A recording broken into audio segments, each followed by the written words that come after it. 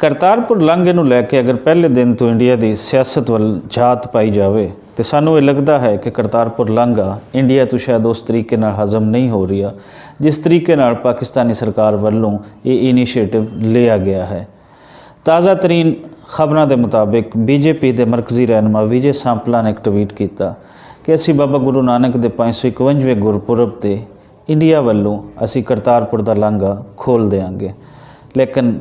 4-5 घंटे की चर्चा के बाद उन्होंने उसने ही रीट्वीट किया और उहदे ते कह दिता कि असी करतारपुर लांघा नहीं खोलांगे, असी भिजवा रहे हैं लोगों को ननकाना साहब जिथे गुरपुरब दियाँ 551 दियाँ तकरीबात होणगियां।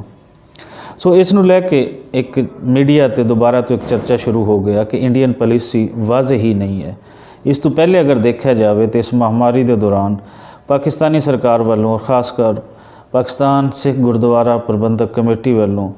3 दफ़ा इनवाइट किया गया इंडियन सरकार नूं कि साडे सिख भैणां भरावां नूं करतारपुर भिजवाया जाए। पहले दिन महाराजा रणजीत सिंह की बरसी जिहड़ी जून दे विच होंदी है उस मौके ते करतारपुर पाकिस्तान वालों ओपन कर दिता गया और इंडिया नूं इनवाइट किया गया।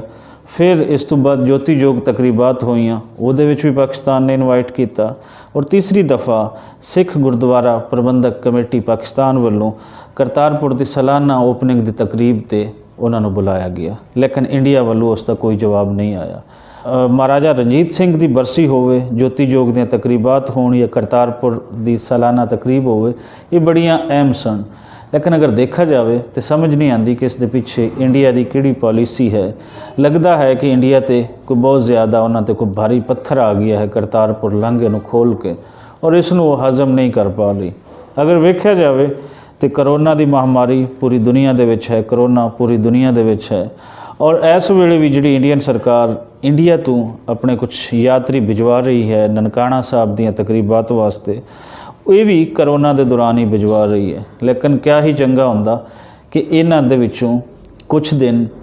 इन्हां लोगों को करतारपुर लिए इन्हां दा लांघा भी खोलिया जांदा तां जे सानूं पता लगदा कि इंडिया और पाकिस्तान के दरमियान जिहड़ा एक पीस कॉरीडोर खोला गया है उस ते कोई ऐसा हर्ज नहीं आएगा और वो हमेशा जिहड़े दोनों साइड के पंजाबी हैं न सिर्फ उन्होंने जोड़ेगा बल्कि सिख धर्म के नाल जुड़े लोग जिन्हां वास्ते खास एक इतिहासिक और धार्मिक प्लेस है उत्थे वो अपना मत्था टेकणगे। एक बारी फिर पंजाबी प्रचार वालों और पूरी दुनिया वालों इस चीज़ की निंदिया की जा रही है, इस इंडिया की इस नैगेटिव पॉलिसी की, इस नैगेटिव माइंडसैट की। और पाकिस्तान हमेशा तो करतारपुर की अगर पॉलिसी होवे या दुनिया भर दे सिख पाकिस्तान आने की पॉलिसी होवे या कि जिथे इत्थे हिंदुओं के मकामात हैं उन्होंने हमेशा आने नूं वैलकम करता है। लेकिन ये पिछे इंडिया की किहड़ी सोच है जिहड़ी इस तो डर रही है, ये न सिर्फ पूरी दुनिया नूं लभनी होएगी बल्कि साडे जितने भी सिख भैणां भरा हैं उन्होंने ये वेखना होएगा कि आने वाले वेले दे विच इस पीस कॉरीडोर ते किहड़ियां चीज़ां असरअंदाज हो रही हैं जिहड़ियां नहीं होणियां चाहीदियां। सेरेमनी होगी एक की तकसीम और लंगर होगी। बोले सो निहाल पाकिस्तान जिंदाबाद, पाकिस्तान जिंदाबाद, सिख मुस्लिम दोस्ती जिंदाबाद, सिख मुस्लिम दोस्ती जिंदाबाद।